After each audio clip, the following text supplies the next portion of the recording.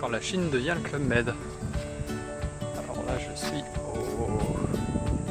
c'est pas le Summer Palace, Temple of Heaven, dans des petits jardins, et il n'y a personne. Le seul truc qu'il y a, c'est des petits grillons et des arbres à perte de vue. Partout, des grandes allées, toutes vides, et plein d'arbres. Petit jardin du Club Med au poil. Petite pagode des familles, on se met à l'ombre 30 secondes, histoire de souffler un peu parce que ça cogne. Hein. Ça y est, les pins et le grillon, on est dans le sud. On voyage hein. Petit détour pour la terrasse cachée au milieu du parc pour aller retrouver mes potos, les touristes chinois. Vous avez manqué hein. Puis c'est derrière, on peut voir un peu des bouts de la ville cachés dans la pollution. Génial. Mais bon, il fait beau, il fait bon, on se plaint pas. On se trouve ici sur devant une petite porte qui mène après une petite allée qui va mener à la fin à un petit temple. Vraiment l'air de faire les choses en tout petit les Chinois, mais alors tout le temps. Je crois que j'ai trouvé la rue qui ressemble le plus à l'allée principale qui est devant le château de Disneyland. Parce que là c'est Tiananmen avec le mausolée. Et sinon c'est à peu près pareil, avec les tracts pour la parade, les petites boutiques souvenirs sur les côtés. Il y a même un petit train, c'est Disney. Il est 5h45 du matin à Pékin et je suis étonné parce qu'il y a déjà vachement de monde dans les rues. Je veux dire, surtout des retraités, mais aussi des enfants, des familles, Ce pays vit en décalé, clairement. Là, le soleil est déjà bien levé, on voit très clair. Ça fait tout drôle, j'ai l'impression vraiment qu'il est genre 8h du matin, du coup en direction pour la Grande Muraille.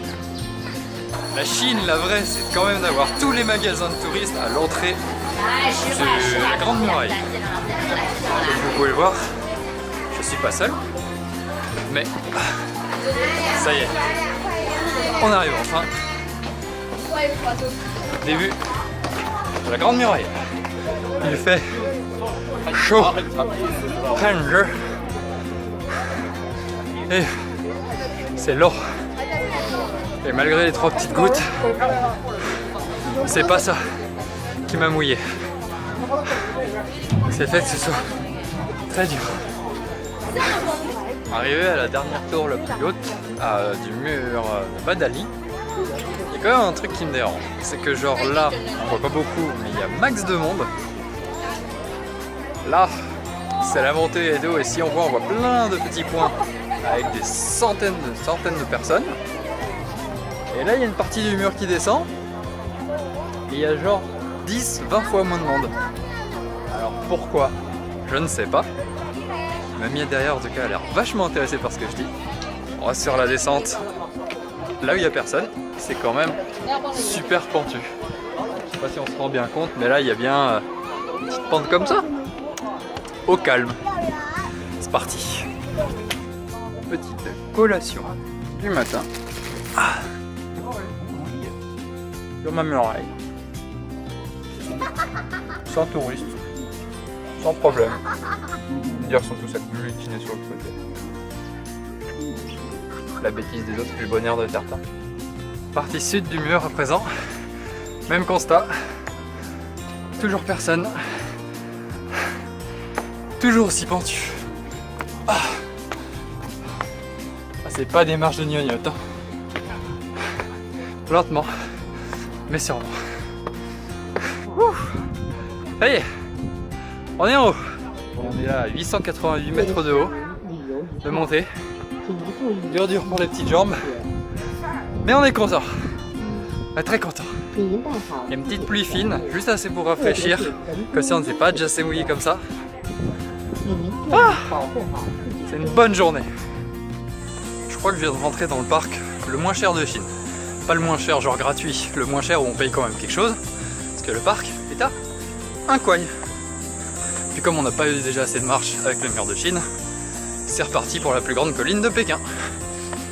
Alors bon, ça, c'est une cité interdite. On va faire demain, mais je commence à comprendre un peu l'étendue. Quand on nous dit que c'est grand, on réalise pas trop bien avant de voir ça. Ouais, c'est grand. Je confirme. Le panneau solaire le moins efficace au monde. bien à l'abri des arbres, bien à l'ombre. Comme ça on est sûr que ça marche bien. Je suis fatigué. Bientôt 25 km en une journée, dont la muraille, plus des collines, plus ça. Parce que là j'ai fait tout le tour du lac. Ah. Et retour à Disneyland pour des grandes allées interminables et des gens, des touristes partout. Non, en fait on est sur la place Tiananmen et il est 8h30, 9h du mat et c'est déjà bondé. Enfin là, ça a l'air plutôt calme et tout, mais à savoir que la place est déjà monstrueuse et qu'on est actuellement à plusieurs milliers de personnes. Et en fait ils sont juste tellement loin et tellement éparpillés que non, en fait ça va, on a la place. Là je me dirige vers la cité interdite. À mon avis ce sera un peu plus habité. J'ai fait l'erreur de ne pas me lever assez tôt. Donc on va voir ce que ça donne. Au calme avec mon poteau Margot et ma team parapluie. Ici.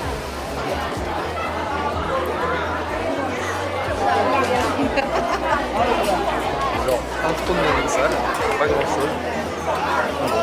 Les gens veulent la photo. Ne perdez plus votre enfant, tenez-le en laisse. Ce dernier jour, encore dans un petit parc aménagé, je suis au palais d'été et je suis totalement perdu. Il n'y a pas une seule carte nulle part, c'est grave mignon. Avant ça j'étais sur une grosse colline qui avait vue sur toute la ville et là quelque part au bord de l'eau, super sympa. Mais qu'est-ce que c'est donc que tout ce raffut?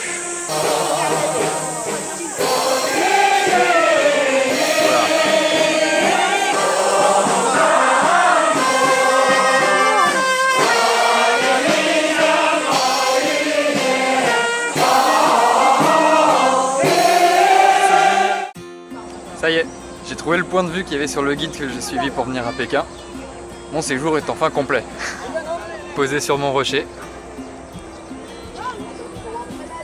On profite, on se pose un peu. Dans quelques heures je devrais partir, du coup, derniers instants à Pékin. Enfin, je vais juste aller voir le parc olympique parce que quand même quoi, c'est pas loin. Et ça conclura mon bon séjour. Ah, le parc olympique, si grand et si vide. Il n'y a personne en fait. C'est très très grand, il n'y a personne nulle part. C'est tout vide, c'est Pékin, c'est le stade olympique. Il n'y a vraiment pas un chat ici. Le petit stade olympique derrière. Petite tour qui ressemble pas à grand chose ici, mais bon, pourquoi pas. Stade olympique, si grand, si majestueux, le Cube, Centre national de natation du Parc olympique de Pékin. Aujourd'hui, on ruine des photos. Il n'y a même plus besoin d'audio-guide. Maintenant, ils te mettent même les indications directement sur le haut-parleur, à fond dans le parc. Comme ça, tu es sûr d'en apprendre sur l'histoire de l'endroit. En soi, c'est pas mal. J'aime ruiner des photos, j'aime ruiner des photos.